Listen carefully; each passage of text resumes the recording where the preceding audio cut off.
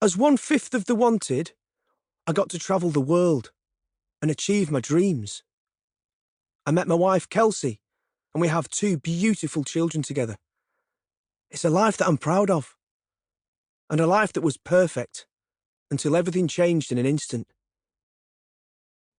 In October 2020, at the age of 32, I received the devastating news that I had an inoperable brain tumour.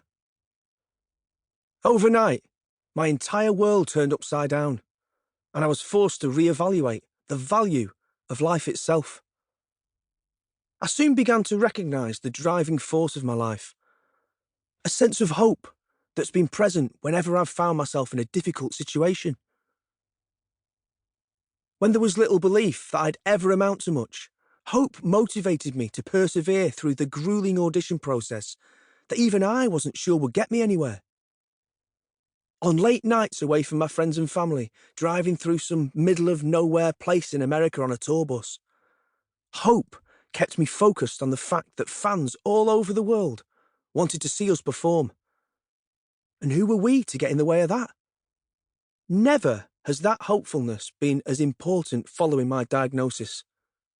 It gave me the drive to explore treatments that were never offered to me by doctors and helped me to persevere through the brutal side effects of radiotherapy and chemotherapy. I saw it like a tiny light in the distance, always guiding me to try. As long as I do my best, that's all anyone can ask for. But I have to strive towards that hope.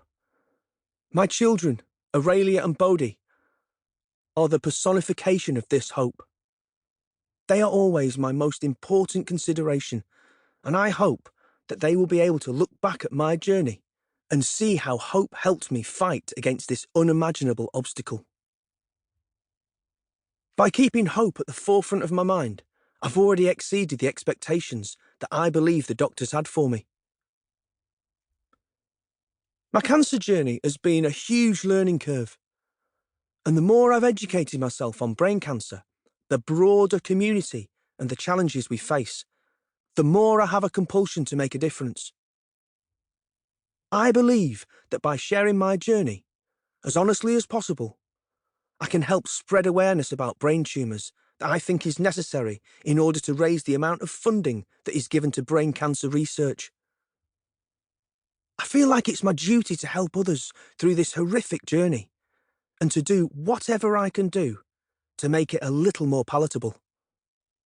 I believe that the lessons I've learned on this journey extend to everyone, not only those in the broad community of people living with cancer who inspire me every day.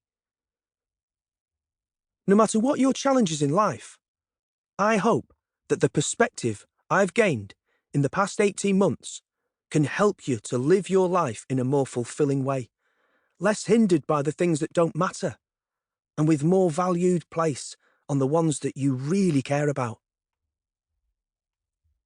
Cancer forces you to consider your entire existence. You start to see life through new eyes. I've completely changed as a person, for the better. It's made me question what my life has been about, what it means, what legacy I'm leaving behind. And I no longer stress about the small things that used to feel so important. Now what matters to me is the time spent with the kids watching TV in the morning, small things like that which are so easily taken for granted. It's important to stay present, absorbing, and making the most of every moment. Before I get any further, I want to acknowledge here that having a tumour in my brain has had a huge impact on my memory. It mainly impacts my short-term memory. So if I'd have told you something 10 minutes ago, I might have already forgotten ever saying it by now. As you can probably imagine, this does make the process of writing a book about my life quite tricky, and certain details have been very difficult to recall. My aim here has been to try and broadly paint the highs and lows of my life, the lessons I've learned along the way, and how my experiences have taught me that we can always be hopeful.